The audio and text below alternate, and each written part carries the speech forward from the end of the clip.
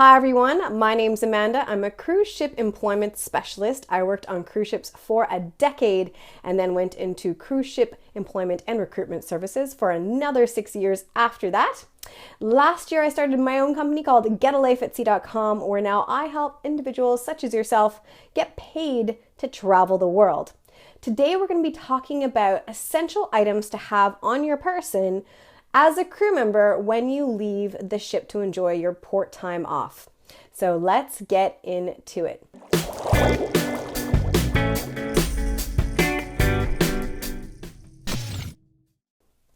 So tip number one is I always like to have at least $100, often like $100 bill or a couple of 50s in USD.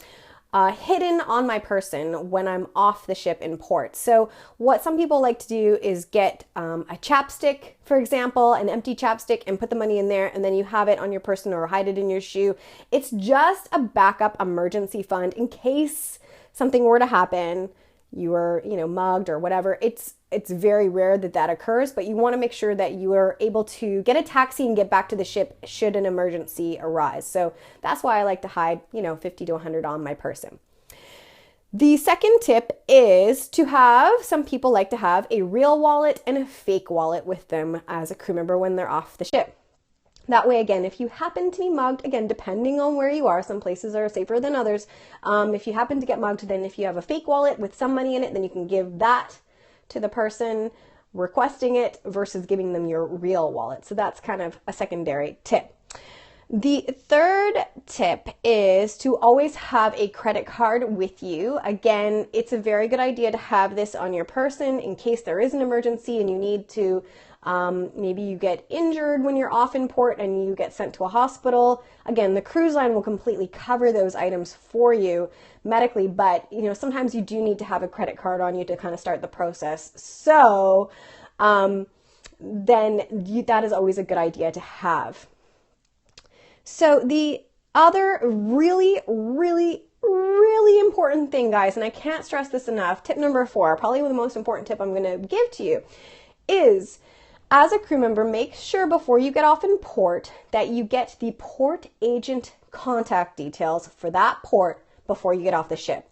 And often you can go to the crew office, at the beginning of the cruise, and your ship will most likely be on the same itinerary for a few months, but you can go to the crew office and request the port agent contact information for each port that you're going to be stopping into. And it's often on, you can print it out on one page, or maybe you can even take a picture of it on your smartphone. But what you want to make sure is that in each port, you do have the port agent contact details. Again, this is super important should an emergency arise or you get stranded. Maybe you rent a car and you get stranded in the middle of nowhere, or for some reason the ship departs without you, you're late, or it just departs without you. That happens rarely, but I have seen it happen.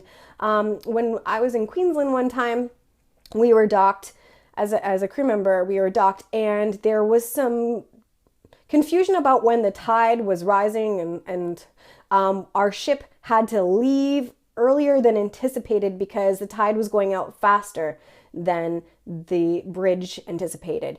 So they had to leave because otherwise the ship was going to get beached, basically.